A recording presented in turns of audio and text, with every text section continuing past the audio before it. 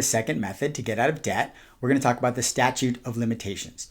Now, if you've never heard this term, a statute of limitations doesn't only apply to debt. This is a legal term that applies to most civil and criminal crimes that say after a certain amount of time, a person is no longer subject to enforcement of the law that he or she might have broken. So if you have robbed a store and there's I'm making this up, an 8-year of statute of limitations in your state around robbing a store and 9 years have passed, prosecutors would no longer be able to prosecute you for that robbery. The statute of limitations has passed.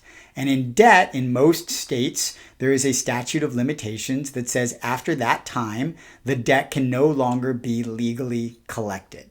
I am not in this course going to go through what the statute of limitations is in every state, but for the most part, you could do a Google search and find out what it is in your state for credit card debt if you wanted to look up what that statute was for you.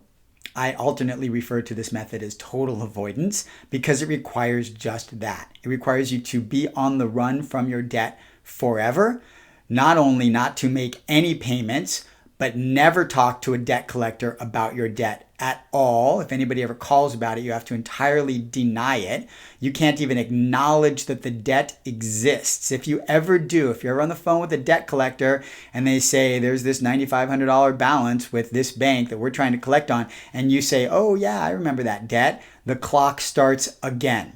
So as you can see, total avoidance is not an easy route to go. It would seem like just ignoring your debt might be the easiest route, the most cost-effective route. It would seem like just running from your debt might give you benefit in all these other areas.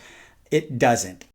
I believe that the total avoidance method, trying to outrun the statute of limitations, is actually the worst method that there is for getting out of debt. I don't recommend it at all in any circumstance. I would always prefer you at the very least try and negotiate a settlement with your lender or bank. To just be on the run means that you're going to be looking over your shoulder forever. And believe me, people who are out there trying to collect money, who are treating it like a business, don't give up easily. They will find you and they will keep hounding you. And the stress and anxiety that I want you to let go of will likely never go away if you take zero control at all and just try and outrun your debt.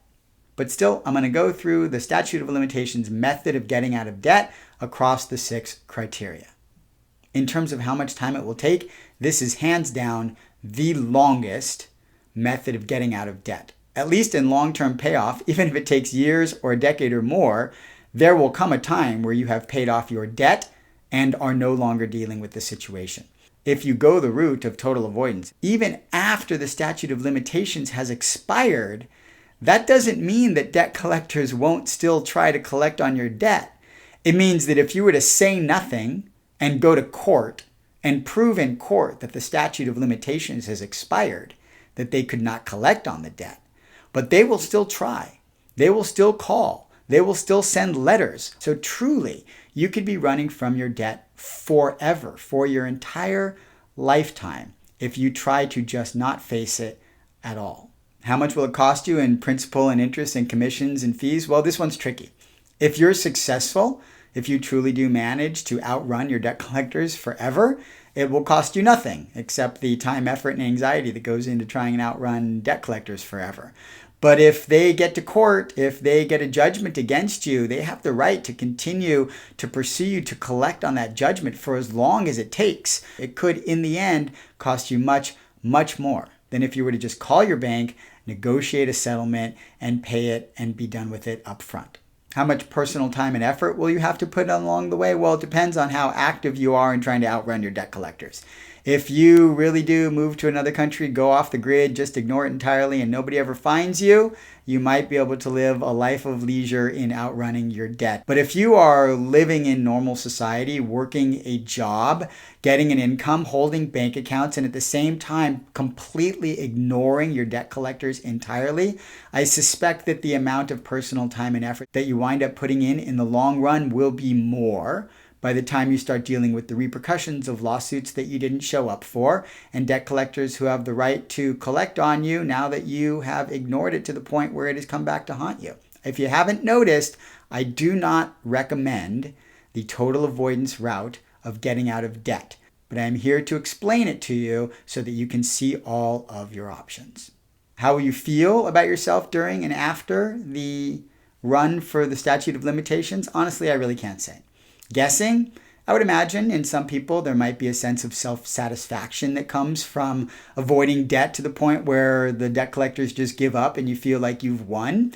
But I work more on the if you're suffering from pain and stress and anxiety and guilt and shame road, that taking control to alleviate those emotions is a more powerful way to deal with your debt and give yourself and your future a brighter outcome. So that I would think living with those emotions forever would make me at least feel much worse about myself along the way than I do actually facing my debt, owning it, discussing it, and coming to a legal arrangement with my bank and lenders. Next is the effect on your credit score, which we can all see will be terrible in the total avoidance route. Again, making no judgment on a person. Credit score has nothing to do with who you are as a human being, but if you're just comparing the numbers and you're looking at which routes will be beneficial to your credit score and which will be detrimental to your credit score, if you don't make payments on your credit card forever and go into collections that you don't respond to forever and remain in arrears forever,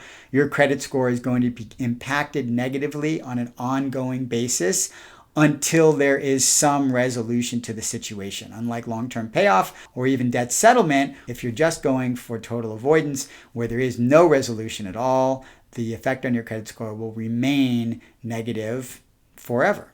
As for control, I'm going to go maybe contrary to the obvious here. On the surface, it may look like you have total control over your debt if you're the one choosing to not answer the phone, not respond to letters, not show up to court dates, that you are taking control in the I'm not going to do anything sense. If you haven't noticed, I kind of think it's the opposite. I think if you avoid it, you're giving up all control to everybody who's going to come hound you to collect on that debt forever.